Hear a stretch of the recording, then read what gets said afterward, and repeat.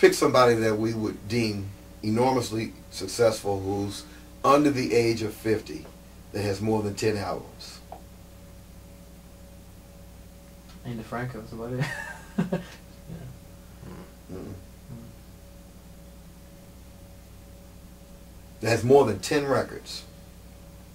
As a, you know, and you can start to think about it. As a solo artist, Michael Jackson does not have more than 10 records.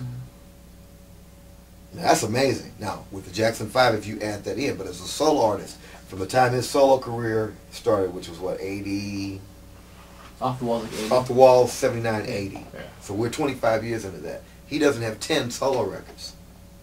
That's amazing. Because that's one of the most successful artists of all time.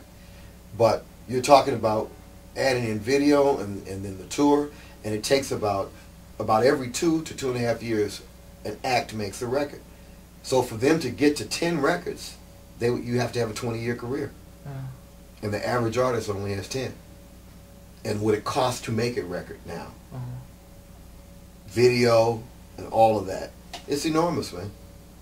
Absolutely. It's a completely different environment. So what was being done with Motown was grooming that person to be able to have a long career.